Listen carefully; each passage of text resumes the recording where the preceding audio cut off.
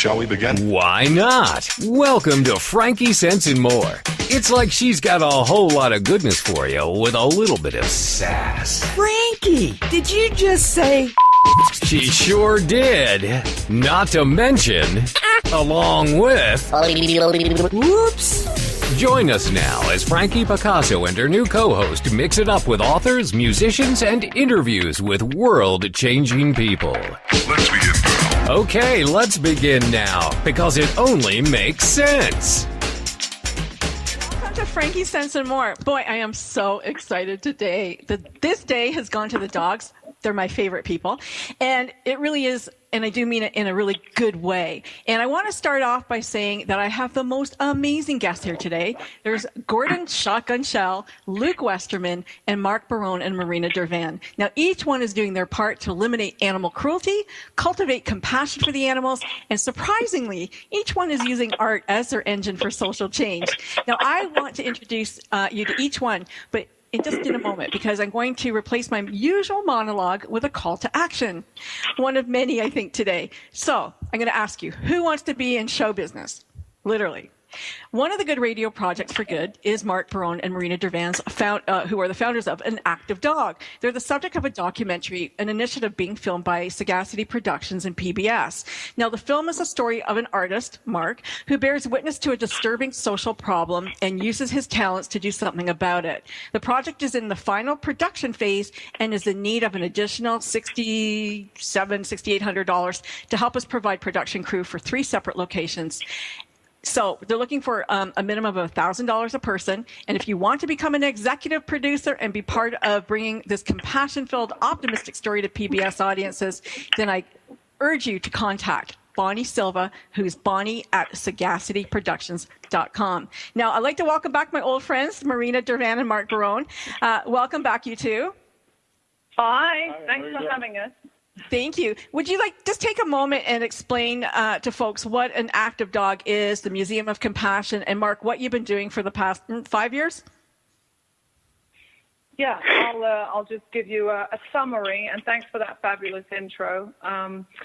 Basically, what happened was Mark had his dog Santina for 22 years, and she died, and it was about 6 months after that I had gone online looking for another dog to adopt. And unfortunately, of course, Mark was not even close to ready to adopt another dog. So instead of finding a dog, I discovered what was going on with the shelter system and the millions of animals that we were killing every year, and presented that problem to Mark. I was outraged by it. And, of course, Mark has been an artist for over 35 years. So his thinking was to illustrate, just to take one of the animals, otherwise we'd be here for 14 years, but to illustrate what we kill in one day. So we got an approximate number. So Mark took 4 years, 1,400 days straight to paint 5,500 portraits of shelter dogs that are no longer with us. And to actually, that's kind of where it started. And of course, the ultimate goal is to get it up in a working, interactive museum. And we have 2 parallel pathways. One is that we turn all the images into art products, and 100% of the money from that goes back to all the rescues across the nation. And the other pathway is to actually introduce art for social change into schools, and to really show the next generation how to cultivate compassion and how to actually, rather than have art for art's sake on the wall, to actually have it be purposeful. And so we've been working with schools as well. So incredible. I hope that kind of summarizes. Yeah. Mark, your paintings some of the paintings are 8 feet by 8 feet, and others are like 12 inches, maybe by 12 inches, something like that. But I know that there was a couple of dogs that you painted that were very special. I think Oreo was one. Do you want to tell us her story? Yeah. Oreo, was thrown out of a 6-story apartment building in Brooklyn and broke both front legs and cracked ribs and everything else. And so the ASPCA took Oreo in, rehabilitated him, and then after they got done rehabilitating him, there was a bunch of rescue groups and other people that were ready to come in, and because they started saying that he had aggression problems, and So they ended up killing him, and when there was people that were willing to take him. So he is one of the 8 foot by 8 foots, and I have text in the painting along with the painting itself to really tell his story or tell her story, and it was really a horrific thing. And then they tried to get a law passed called Oreo's Law, and Oreo's Law was a law that would allow rescue groups and sanctuaries to pull these dogs that they deemed aggressive or problematic, and they were able to pull them from a shelter before they would be killed, so they would give them another chance to live. And the ASPCA was one of the forerunners in trying to kill that act, and they ended up killing the act. Wow. Yeah. And I know that we'll talk to Luke in a little bit too, who is really working hard to change how shelters and how laws work. Go ahead, Marina. Sorry. Yeah, I was just going to answer your question. The 8 by 8s, there's 11 of them, and they all represent additional issues like, breed-specific legislation. We have Lennox that Mark painted for that issue. All different issues from dog fighting, animal testing, killing animals to space, puppy mills, etc. So it's to kind of, really take a broad stroke and introduce people to all of the issues that need to be addressed. And each of these dogs are real dogs. They were real dogs that were in shelters. They're not just made-up dogs. And just to give you folks who are listening an idea of the scope, the size and scope of this museum, it's 2 football fields. 2 football fields filled with paintings of real dogs who were killed in one day. How incredible is that? Just outstanding. Mm-hmm. Mark and Marina, thank you so much. Thank you so much. Thank you. And I really hope that the money comes through for you for the film, for the PBS documentary. How sad a commentary though is it that we need to teach compassion to the world? I mean, come on. That's just incredible to me. I'm going to introduce you to our next folks, and then I want you to stick around because we are going to have a good conversation, I know. Gordon Shotgun Shell. Wow, there's nothing wrong with Gordon's heart from where I sit. It may have shortened his 28-year fighting career with the former MMA. His heart belongs to the dogs, though, and I know that they appreciate his 20 years of service on their behalf. Gordon has volunteered with different animal organizations like the Michigan Humane Society. He's worked as an independent cruelty investigator, co-founded the anti-dog fighting campaign, and he challenged Mike Vick to a charity fight to raise money to end dog fighting. So far. Gordon, welcome. Thank you so much. Thank you for having me on. Yeah, no, my pleasure. So you sent out this, public, very public, because you got T-shirts made and posters and everything. And in 2016, Mike Vick, come fight me. What's the wording that you use on that shirt? Make this happen, or make the fight happen. There's the shirt. Only punks or something. Do dogs? Yeah. What did you put on it? Yeah, well, the main shirt that kind of got the most notoriety and it sold the most, it was what I wore in my very last fight that was during the movie, and it just said, "Fight me, Mike Vick." So it was just a very quick, to-the-point message to get out there, and it went viral on the internet. I made one shirt for that fight, and people wanted it, and it was an easy fundraiser for what I do and to back up all of my exploits that I have going on, because I have way too many for my income that I have, so everything I do is self-funded, and right. I accept donations, but I don't go out there asking for things. So I figured if I had a shirt, and then you would watch the movie last night, the proceeds from the movie go to help what I do. So I'm trying to just fund it that way. Let's going. I'm going to just give out 2 websites. First of all, go to www.anactivedog.org, and Mark and Marina, they have beautiful products there for sale as well because they're funding their venture. Gordon's website is www.gordonshell.com, and as he just mentioned, he is also funding all of his projects. And he's also funding his legal fees because Gordon was arrested in March for removing a dog who was about to die from an owner's property, and ended up having to spend 5 days in jail and paying $1,000 fine. Is that correct? Do I have it right?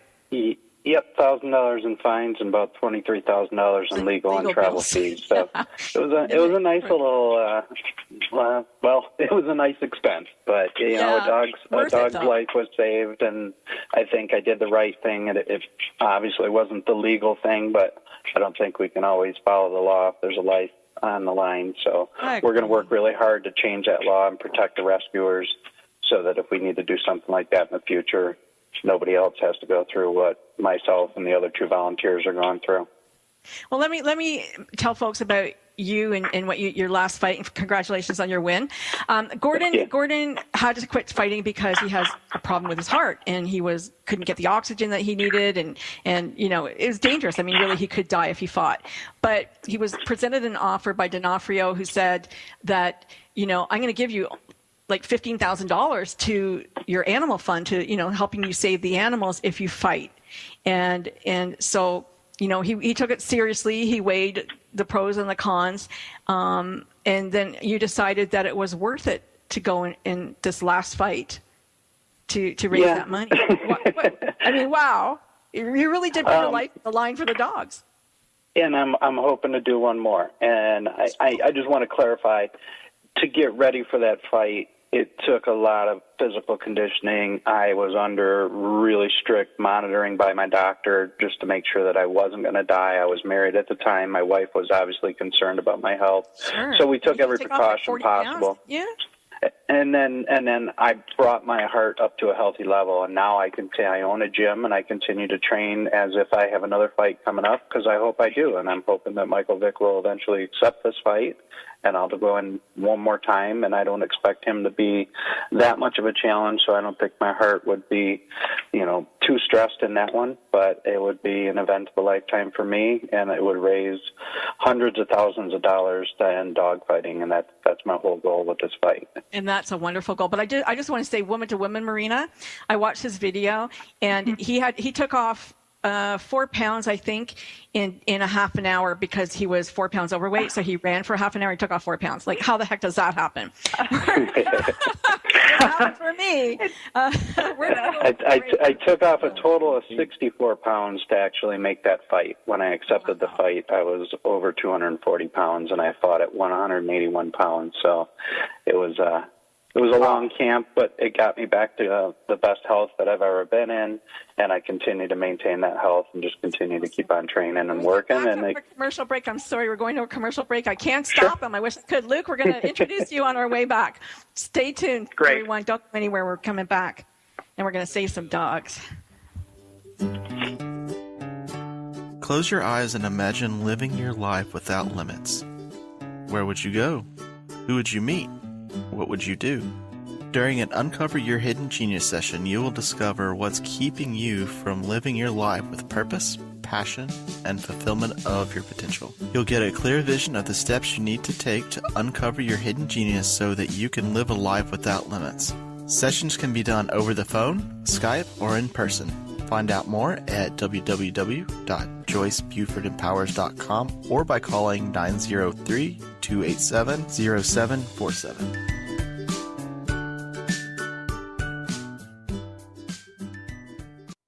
It's the Fitness Minute with fitness expert Annette Hammond. Most of the time, exercise rejuvenates you and increases your energy. But every once in a while, you may find that you're feeling tired in your workout, and every movement is an effort. My advice is simple. Turn up the music. Listening to fast-paced, uplifting music can really be helpful. According to the Journal of Sport and Exercise Psychology, your overall endurance improves by 15% when you exercise to music. So put on your preferred playlist or turn the radio up and treat yourself to a great workout while listening to your favorite music. The pulsating beat and uplifting lyrics can truly spur you on to complete your exercise and also to get an outstanding workout. Turn up the music and turn up the energy and motivation. For the Fitness Minute, I'm Annette Hammond. Like us on Facebook.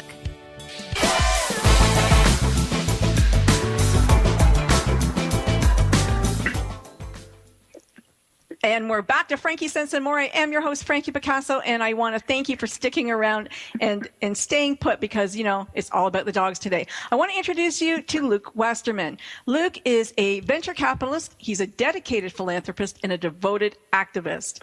And I just love him. I just fell in love with this guy. Luke is the director for the Westerman Family Foundation. It's his family's philanthropic arm, and it's his capacity to direct financial donations, orchestrate advocacy efforts, and advise nonprofits how to maximize their impact. Well, he's heavily involved in charitable organizations and endeavors, and he's on the board of trustees for several nonprofits like the Opera Columbus, Forge Columbus, and Ohioans Against Breed Discrimination, which the Huffington Post dubbed the country's first political action committee for pit bulls. Now, Luke is a contributing writer for Bark Post, as well as a keynote speaker and lecturer at universities and seminars nationwide. And he uses his platform wisely to educate and initiate public action on a variety of subjects, including breed discriminatory legislation, shelter reform, the horrors of puppy mills, and effective activism. Now, Luke, I know you're not going to forget my name because you got a dog named Frankie. And You got it. That's correct. So that's great. I'm glad I memorialized your dog. And they are your pride, your joy, and your inspiration to do more for all the bully breeds, you and your wife, Alicia. So you're not going to stop. You have vowed not to stop fighting until there are no more puppy mills or breed-specific legislation anywhere in the United States. And I'm so happy to hear that. Welcome. 100%. Thank you so much. What a pleasure to be here, Frankie. Oh, mine. So tell us what you've been up to. I know that you've been busy and you've got some things really right on the cutting edge about to happen. Yeah. So there are a lot of different fronts that we're working on right now. As you mentioned in that very kind intro, Ohioans Against Breed Discrimination is one of the initiatives that we're heavily involved with. And really our goal for that is to end breed-specific legislation throughout the state of Ohio. And the way we're doing that is there's several different things that we're working on. For one, we're trying to pursue that at the state level, trying to introduce legislation that would make it illegal to discriminate on any breed of dog just because they happen to be born that specific breed of dog. Mm-hmm. The other thing that we're doing is going city to city and trying to help each city overturn breed-specific legislation if they have it already. And it's interesting. We were at an event, Gordon and I both were at an event on Saturday called the Ohio Pitbull March. And one of the speakers, our dear friend Stephen Baldwin, during his speech, he mentioned all the cities in the state of Ohio that have breed-specific legislation. And I don't know if you remember this, Gordon, but I felt like he was talking for 5 minutes. I mean, there's so many cities and towns in Ohio that discriminate against breeds of dog. And it's not just pit bulls. It's a lot of different breeds of dog. But it's heartbreaking and very disconcerting to think that in this day and age, discrimination is still law. Police can technically show up to your house and pull your dog, your family member, from your house, take it to a shelter and euthanize it. That is law in many, many cities in the state of Ohio. And this happens all across the country. It happens all over the world, unfortunately. I think most of us are aware of the case up in Belfast, Ireland, where the authorities confiscated a dog and ultimately euthanized the dog just because it was born with a blocky head. And these kind of things are incomprehensible. And because we're so passionate about the cause, we've created this political action committee, Ohioans Against Breed Discrimination, to try to make discrimination illegal in Ohio. And then our goal is to take the same model and apply it to other states as well. I mean, we'd love to see a country, a United States, completely void of any form of discrimination. And so that's what our goal is. Well, that would be awesome. I think we have to do that. We have to do it across the country. And I know, Mark, that you probably know this, that dogs that are black, they're discriminated against. They're the first ones killed because people, they're scary. We're going to kill black dogs. That's right. Yeah, it's ridiculous. Oh, yeah, very much so. Yeah. And Gordon, when you went out with the Humane Society, Mark, you guys lived in Michigan for quite a while, didn't you, before you moved? No, I lived in Kentucky, which is, I think, one of the worst for animal welfare in the country, and it always has been. But that's where we ended up doing the project, and so. Wow, I thought that Roswell, New Mexico, was the worst. You're horrible. No, I tell you, they're neck and neck because it was horrific. We used to go over to the animal care and control for the city, and it was just absolutely depressing. It was absolutely depressing going over there. Sorry, Gordon. So you went out. You went out with animal control with the Michigan Humane Society, and you saw some pretty horrific things. Yeah, tell us about it. And I don't want to depress people, but you know what? The reality is that people misuse and mistreat animals horrifically. Yeah, and it is depressing, but there's a lot of happy endings. The shirt that I do sell with the Michael Vick on it, on the backside, it's me holding a dog named Leo, and Leo was thrown into a sewer, and we found him 4 days later. Somebody heard him crying. He was about 18 pounds. He's now 65 pounds, fat, happy, just crazy. And so there are happy endings, but we also see the dogfight investigations. And we also get out there and see that maybe it's not even dogfighting. Maybe it's just hoarding, or it's somebody that doesn't have the education to take care of the animals. So we'll go out and we'll educate them and help them to take care of their animals first before we enforce anything. And that's something that Stephen Baldwin taught me. We assist, we educate, and then we enforce. The last thing we want to do is take somebody's animal, because it just adds more to the shelter system. We don't need to do that. Yeah, exactly. So, Luke, how would you like to see the shelter reform? What would you like to see take place? Yeah, so one of the biggest things that we want to see is every single dog who comes into a county or government-run shelter have a fair shake at getting a forever adopted home.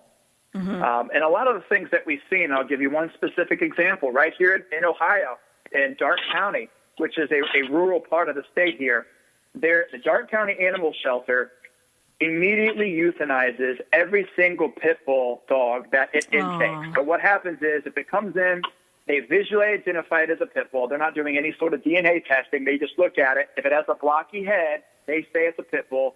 So after the state-required 3-day hold, which is set up so that any of the dog's owner has time to reclaim it, once that 3-day hold is up, they immediately kill the dog. And again, what we're seeing, first of all, that's horrible. But what we're also seeing is dogs that are not pit bulls at all. They're looking at dogs, they're labs with a little more squared off head that they're calling pit bulls. And it's really sad. So we have been working trying to get an audience with the decision makers at that county, which are 3 commissioners, and they have been unwilling to even have any sort of discussion around this topic. They are sticking to the dog warden.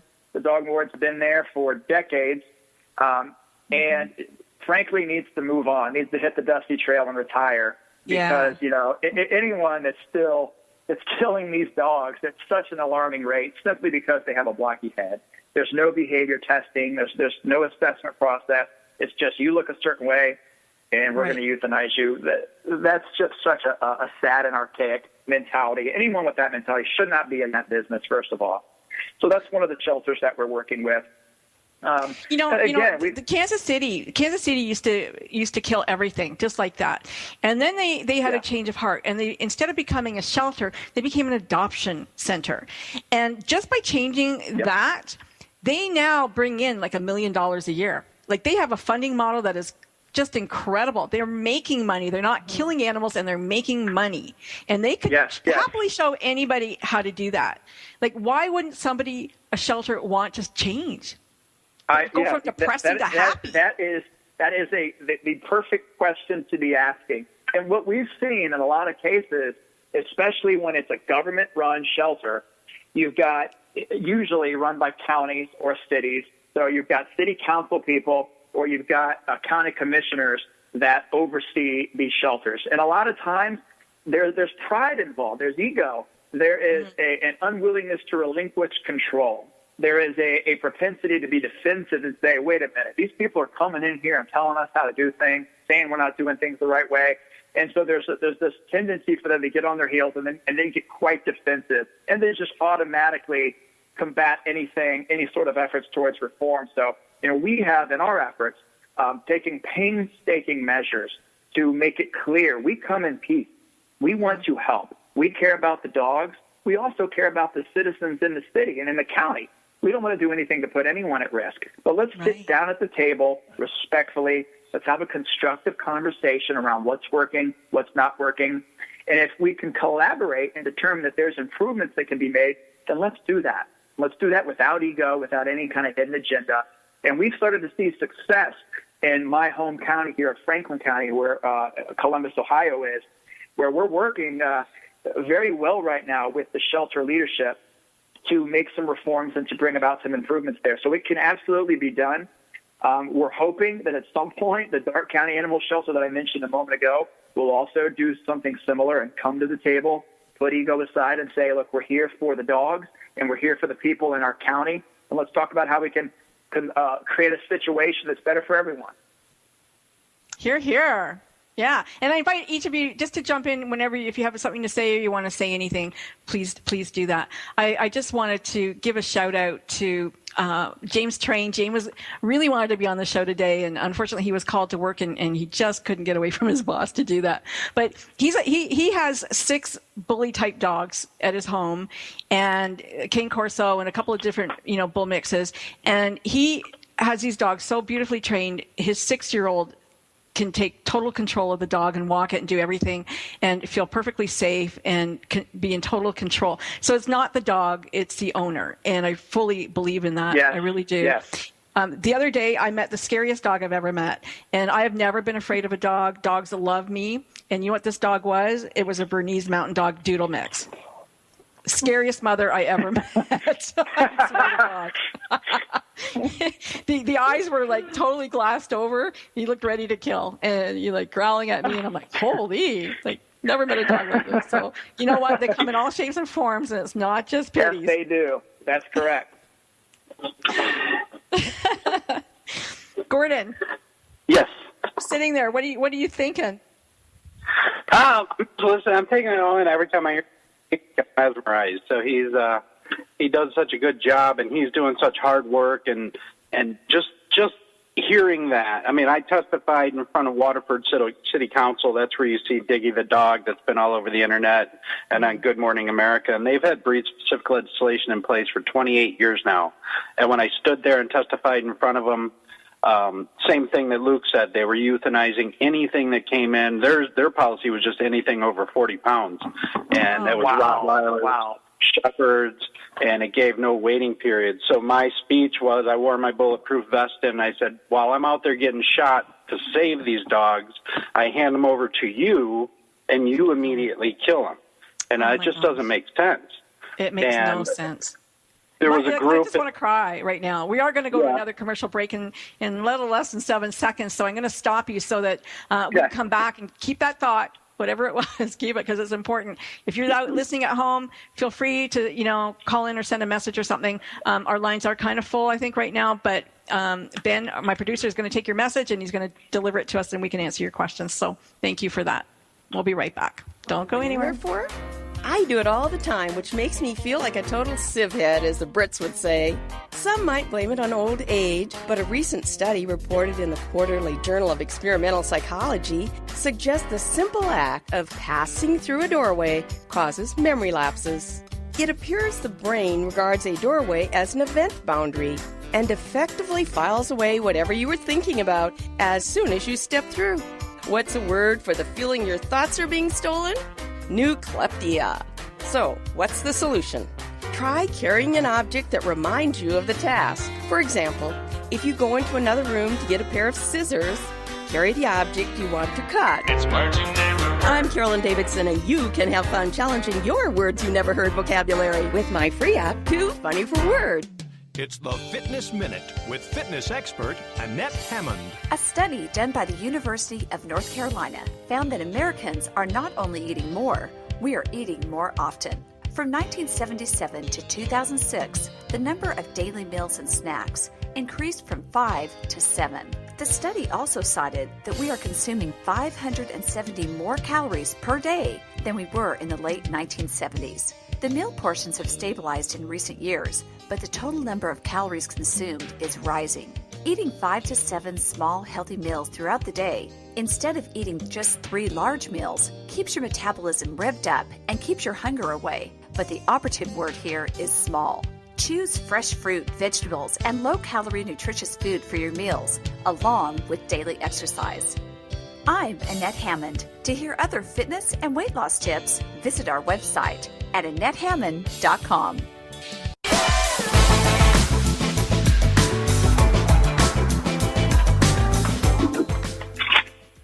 And we're back. It's FrankieSesne and more. And we're here, and we have Gordon Schall, we have Luke Westerman, we have Marina Durvan and Mark Barone, and wow, I'm your host, Frankie Picasso. So we went to break, and we decided that we're going to come back and we're going to talk about puppy mills. Let's talk about puppy mills. Who wants to start? I'm happy to start. This is Luke. Yeah, so one of the things that we're trying to do in the state of Ohio and in the country and in the world is end puppy mills. They are an absolute terrible thing, and they exist all over the place, and a lot of people don't know. So 99.9% of pet stores that sell animals are selling dogs from puppy mills. And if you Google puppy mills, you'll get a first-hand glimpse as to what puppy mills are. They're horrible. We're talking about dogs that spend their entire lives in cages so small they can't even stand up. They'll spend 8 to 10 years in a cage where they're constantly hunched over to the extent that their backs eventually begin to take a shape that's like bowed over hunchback. These dogs will never touch the grass. They will never see the sun. They'll never feel the breeze on their face. They'll never have a single minute of contact with another animal or with a human being. It's abysmal. And pet stores are selling dogs from puppy mills. It's just a flat-out reality. And so we're trying to help lawmakers understand this reality and create legislation to combat it. And I'll just give you this most recent success story. The city of Grove City, which is a suburb of Columbus here, recently passed an ordinance which would make puppy sales illegal within their city limits. This is a wonderful success story of a lot of incredible, very dedicated advocates and some really good city council members who got it. And this definitely got a lot of opposition from big lobby groups and from some of these big pet stores that, hey, selling puppy mill dogs is big business. There's a lot of money for them to make in this, so they want to fight ordinances like this. But we prevailed. The ordinance passed, and now these pet stores, these shameless pet stores and these profiteers have tried to go to the state level and overturn that ordinance. They've tried everything from trying to slip amendments into unrelated tax bills so they can kind of sneak it in under the noses of state taxpayers and voters. Now they're trying to introduce separate legislation and circumvent due process by, again, trying to cram this thing through under the radar. It's really shady, and our efforts have been to try to combat this along the way. It's just been interesting to kind of see behind the scenes as to what goes into laws becoming laws and or not becoming laws, and all the backdoor dealings that we've had to see from pet stores and legislators. It's unfortunate. Yeah. So bottom line, don't buy your pets at the mall. Go to reputable breeders or to a shelter and find your animal there. And if you are going to go to a breeder, make sure you see mom and dad if you can and have a good look at them. Last week there was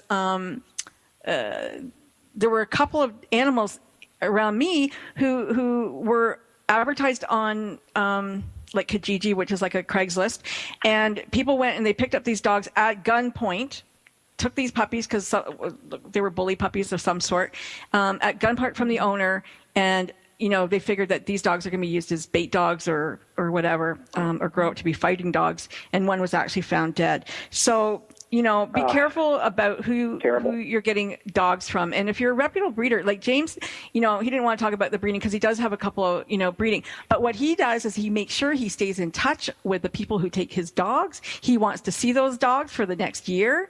And he would take that dog back, I know, if he thought that dog was being abused in any way. So that's somebody who... You're right, Frankie. Reputable breeders are going to screen you, the adopter, as much as you are going to be screening them. They're going to want to know what the home environment's like. Do you have a fence? Do you plan on taking the dog on walks? They're going to want you to sign an agreement stating that for any reason in the future you can't handle this dog, I want you to promise me contractually you'll bring this dog back. They want to take that much painstaking care And if you're not being asked those questions, if you're not seeing those things, it's probably not a reputable breeder. And they may also ask you to sign a contract not to breed that dog. Yeah, you know? absolutely. You might have to do You're that exactly too. right. You're right. So, be very careful and know who you're getting it from. I gave a shout out to Ronnie Stanley 2 weeks ago, but I'm going to say it again because he's a Baltimore Ravens player who went into an animal shelter and asked for the one dog that's been here the longest that nobody wants. And it was a female dog. And they said, well, her breasts are hanging. She was a puppy mill, she was overbreeded and whatever. And he goes, that's okay. That's what happens to women who have a lot of babies. That's okay. I'll take her anyway. So, shout out to him for being so compassionate and taking the one dog, that nobody wants. And I think a lot of people, hopefully you will go in and do the same thing because, they can offer you a lot of love. Even older dogs can give you lots of love to the end of their lives. Amen to that. Yeah. So there you go. Exciting new news from Gordon. Gordon, you are starting a new project, a shelter rehab project. Tell us about that. Well, a lot of people don't know that I'm a former builder, and Stefan and I had an idea a while back, and Dr. Katie Nelson also had the idea. So I think we were all working on the same page. Our work in the streets, Stefan has a little more resources than I do as far as places to take the dogs. He even takes them back to his own home. He has, I believe, 16 dogs in his home now. But there's a lot of places where the people begin to make a shelter, and they're doing it out of the goodness of their heart, but they just don't have the proper facility. It's not up to code. It's not comfortable for the animals. And another concern is nobody wants to go to a bad facility to adopt a dog. So the future for these dogs is minimal. So I want to make sure, and I put the invite out locally here, and I want to expand across the country, that if you have a shelter and you need some help construction-wise, I'm getting some volunteers together and some building material supply companies that if you need a new roof, if you need some plumbing brought up to code, if you need some electrical, proper ventilation, all of those things to try to help out, I'm starting a program to do that. So I'm going to inspect the shelter on Monday morning, and that will probably be my first project. They just need separation between the cats and dogs, and I want to offer that up. So it will expand, and it will lead to kind of a bigger program that I'm working on nationally that will eventually be funded by somebody bigger. Right now I'm just doing this one out of my pocket and with donations, so hoping to kick it off as soon as possible. Well, like you said, you're doing everything out of pocket. So go to Gordon's site, gordonshell.com. He's got hats, he's got hoodies, he's got the video, the fantastic documentary that he did. What else are you selling there? Dog tags, maybe, I think. My all soul. kinds of stuff. Your soul. And all kinds of things. And anybody wants to buy it, we'll sell, whatever it takes. Got to keep this thing going. Mark, we're going to talk about you because I know you really want us to talk about you. I'm happy to listen. Tell us about the documentary. Tell us about the PBS documentary. It's close to being done, or is it? It's almost done, right? Could I just make a sure, Marina? Go ahead. I just wanted to encourage anybody out there that's been in the habit from getting their dogs from breeders, and particularly if they're bully breeds or any kind of mix, that they consider going to the shelter, because most of the 5,500 dogs that Mark painted were pit bull, bully breed mixes. Yeah. So I think it's really important to encourage that, to not perpetuate that habit, and to help them understand that they're beautiful dogs just waiting in the shelter for their forever home, and you can really make a difference in their lives. So I just wanted to say that. Absolutely agree. Yeah, me too. Like to use the hashtag adopt, don't shop. So, always help adopt. That's right. And if you need any help, in training, then, shout out. Lots of people will want to come help them. Absolutely. Gordon will send somebody. I'll send somebody. Yeah. Love to work with them. Okay, so the documentary. Well, PBS have been filming the journey that we've taken, and obviously Mark painting the 5,500. They're in the final stages, and they'll paint Mark painted all 5,500 minus the final 5, because the PBS wanted to capture those final 5 from beginning to end. and the stories that go along with them. I mean, because the 5,500, it's a collective story, which is their ending. It's the fact that they're abandoned and then they're dumped and then they're killed. And so it's one story of that 5,500. However, obviously there are some stories that we know, and so we saved 5 stories that we thought were particularly heinous for that final 5 that they'll be capturing. And so hopefully they'll get the remaining funding they need to come out and film, and it will air hopefully later this year.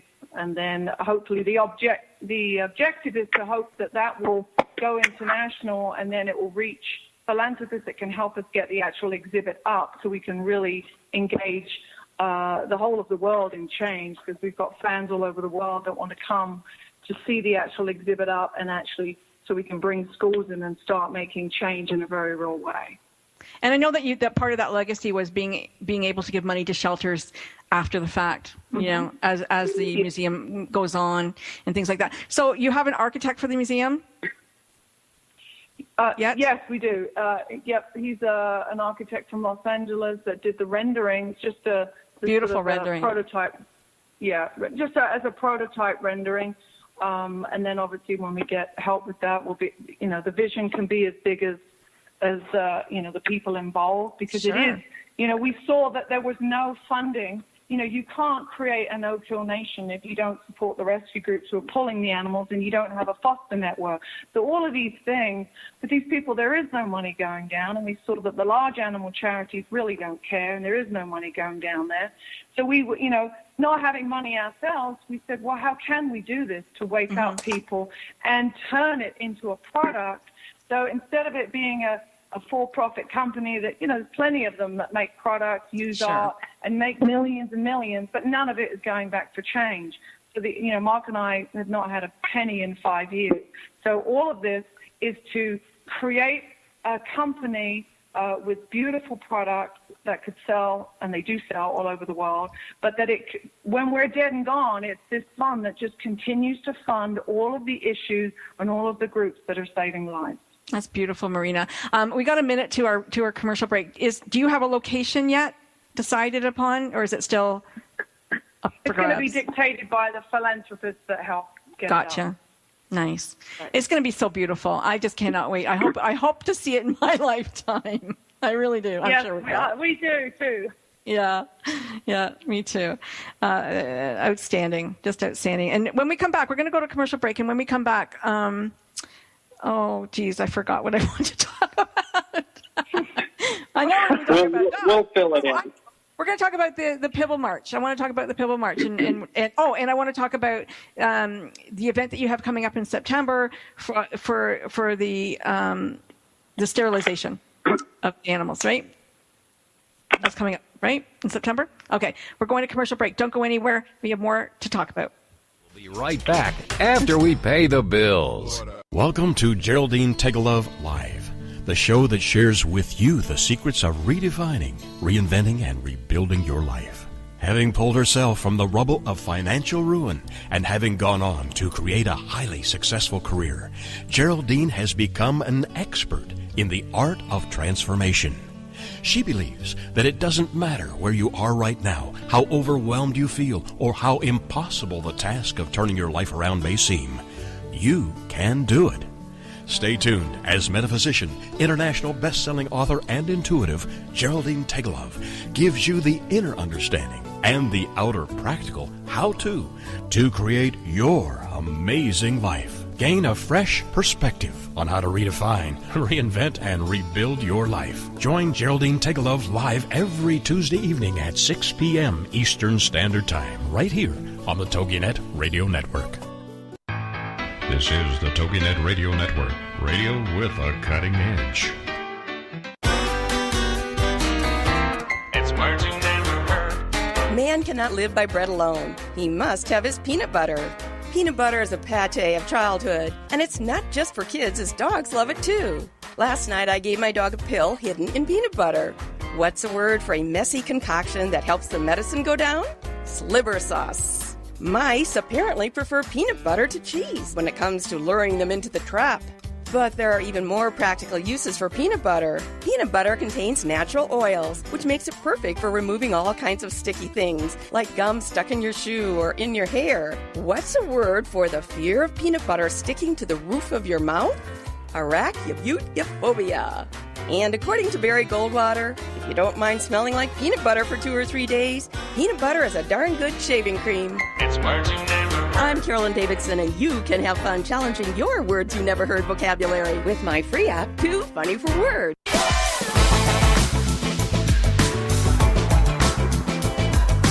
And we're back. You're listening to Frankie Sense and More. We've got Gordon, Luke, Marina, Mark, and Frankie.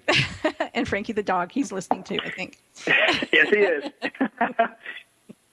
Okay, so I wanted to talk about what you guys just finished doing was the Ohio Pibble March. What was that about? And are people doing that everywhere else too? They should be doing that everywhere else. I know that Katie Blanton down in Cincinnati Pit Group, is one of the creators of this event. This year on Saturday was actually the second annual Ohio Pibble March. We had a great turnout.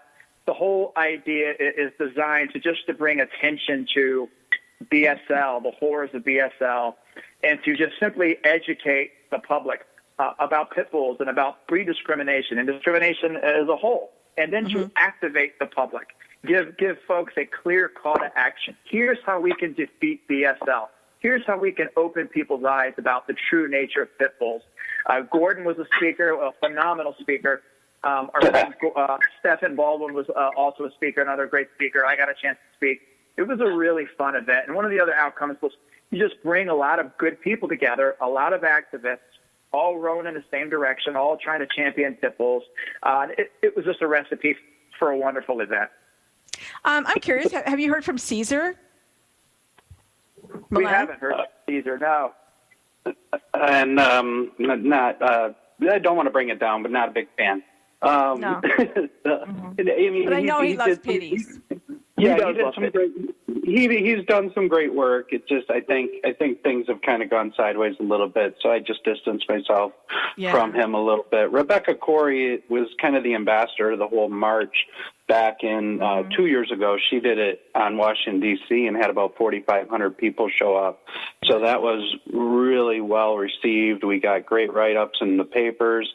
Obama even came out and supported our march and said that, BSL was discrimination. He didn't support it. So it would be great if they looked at a federal level and dictated it down, but, that's near impossible. We have to do it at a state level. But Rebecca nearly died planning that one, so she said never again. But if anybody wants to do it, and then Katie Blanton stepped up and said, "I'm going to do one in Ohio. I hope people follow." And she's done it on her own or with the Cincinnati Pit Crew for the last 2 years, and she does a phenomenal job. We march, we speak, and then we all go back to an after party in a vendor village, and you get to sit around, and the networking is really some of the most important things because you meet. Absolutely. That's where I met Luke is at it last year, and I met Stephen Baldwin at last year's, and since then, I mean, we're going to do some really, really big stuff together, and without that march, I may have never met these guys. So I think it's an amazing event, and I hope people will just start doing it in their own states. Absolutely. Yeah, networking is super important. That's why I'm so glad that I have all of you on this show together, because I think that you might do some good things together. Now, in September, you're going to be doing a bully sterilization somewhere. Is that correct, or do I have that wrong? Gordon? Oh, me? No, I don't do sterilization. Sorry. No, I know you don't personally do it, but I thought I saw a poster on your site about. I support different groups that do that, but I'm not actively. Yeah, I'm not actively running anything myself. Okay, Frankie, I can tell you this: we've got one of the things that we've been able to do with the Franklin County Dog Shelter here. You may have seen something like this on my wall on Facebook. Maybe. Is we've got the county. Has just recently received a proposal from the shelter director here where their intention is to begin doing spay and neuter for free for the community 5 days a week. So basically every single day the shelter is open, Monday through Friday. Their intention is every morning to bring people in from the community who have dogs who are not spay and neutered and actually getting them fixed at no cost which goes a long way to solve really the root problem out there, which is just pet overpopulation. So we're thrilled that proposal has been submitted to the county, and now we got to hope that the county leaders actually approve it, which they should, and I expect them to. So this wonderful initiative can start. Yeah, and I don't know if you knew about this, but there's a company that I spoke to last year who were doing neuters injection by injection, and it takes like less than 2 minutes. Like they inject and the dog's sterilized and up and gone, ready to play again in like 2 minutes. Oh, wow. It's incredible. Wow. Just so much easier than going under a knife, So I'm hoping that they get some headway, and the price is about the same. So I'm really hoping that we see some more of that happening. It's unfortunate for the females; is a little bit more invasive. The anti-dog fighting campaign, Gordon, you helped co-found that, and so you're just hoping that people all over the country, if they hear about dog fighting, that they'll call in. Yes, they can come in. The easiest way is to go instant message on our social media site or on the Facebook page, the Anti-Dog Fighting Campaign. And Patricia Miles and I started this about 4 years ago, and we've got over 127,000 followers on Facebook. Holy! And so what happens? Like, how do you go out? How do you fix it? Stop it? Who do you call? We've got investigators in 7 different countries. So what we did is we just put out a call to action that we want people that are involved that have a background in law enforcement or animal control, or we will interview people that want to be a part of this to see if they're qualified. If they're not a law enforcement agent, then they will take the right process to get the evidence needed to bring it to us or take it to local authorities so that we can do something about it. So it just gives us a portal and a resource to get out to these other countries. And also, it was founded here in Detroit, so it just expanded out, and it's great because I'm the co-founder, but I am far from working hard on this. There is a crew of about 40 people just running this thing nonstop, and I get the really high-end cases that they send to me. Other than that, this thing's just running like a machine. Next week, I'll be on a conference call with Rebecca Corey. I'm going to start the dogfighting hot tip line in Detroit, and in conjunction with the Humane Society, with the $1,000 reward if we get evidence that leads to a prosecution. So we will blanket all of the utility vehicles with stickers with the 1-800 number, and we will paper the city. And there's going to be a lot of people that will turn in family members or neighbors that they know is dogfighting if there's a $5,000 prize to be found. So I'm going to be administrating that myself, as well as the rehab and my day job and everything else. So I don't sleep much. Wow. And I just want to remind people, because we've had this incredible heat wave, do not leave your dog outside, please. If you do, tons of water, give them shade, get them cooled down. Signs of heat stress and that is, excessive panting where they can't stop or breathe, purple gums, they just look after your dogs. Do not ever leave them in a car with the window down in the summer. They will die. So Amen. Remind people of that. Yes. I love the idea of taking dogs from shelters, marrying them with soldiers or people with, PTSD. I love the idea of taking the dogs and putting them into prisons so that prisoners can have a job and train them, because they do a really good job. What do you guys think about that? I love it. I think, especially when you're talking about, folks that are incarcerated, just the emotional process that they go through of working with these dogs, the psychology of that. It's not only good for the dog, and the dog doesn't just receive the training, but it's such a healthy psychological process for these folks to go through who are doing time. And I think these are the kind of things that start to improve kind of mental ability and compassion and empathy, which will allow them to, once they go back into society, be able to do so at a higher functioning level. And become dog trainers if they wish. They have a job. Absolutely. Now they've got to train. You got it. Yeah. And I can speak from experience, being just out of incarceration for that 5 days.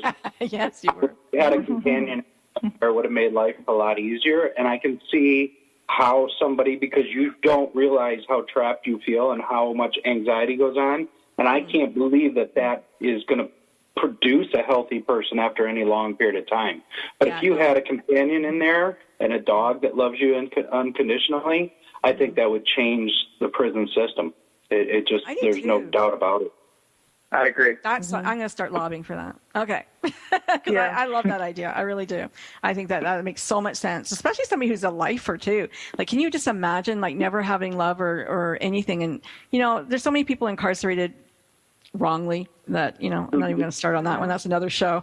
But we're talking about the dogs today. So anybody have anything else they want to say about the dogs, the pit bulls, any kind of dogs? You know, my final comment would be in terms of a call to action for people. If you see something wrong, if you see something broken, please get active about fixing it. Use social media. It's a great tool to educate people. It's a great tool to influence public opinion about dogs like pit bulls who are wrongfully stereotyped. Actively engage your local elected leaders. Call and email them. Lobby them. Tell them how you feel about issues. Tell them how you want them to vote. And please collaborate openly with other advocates. Remember, on our own, we're effective, but together we are unstoppable.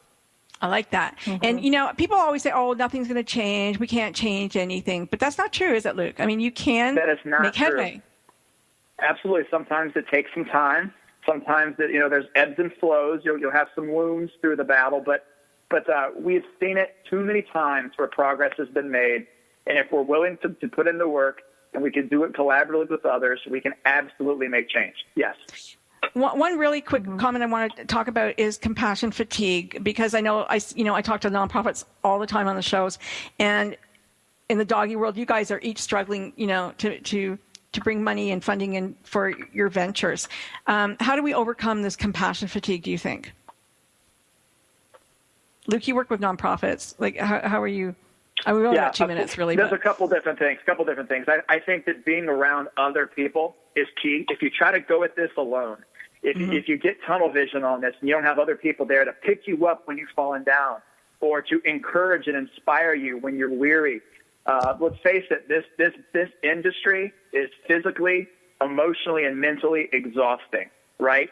And you've got to have a good support structure. You've got to have people in your life that can help you with those things. Sometimes it's important to take an hour, take a day, take an afternoon, and unplug and relax and just take time for yourself. Recharge your batteries, then you'll come back at it, and you'll be ready to go and enthused again.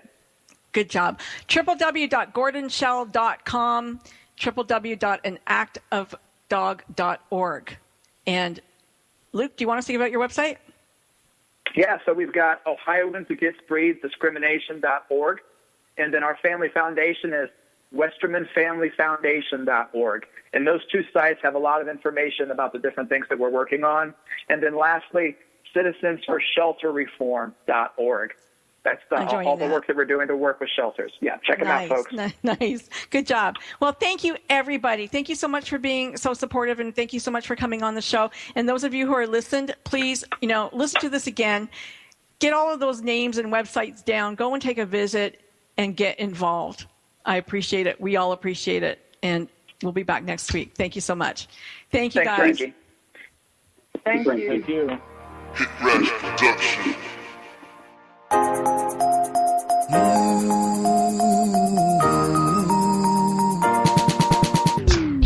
Shit, now you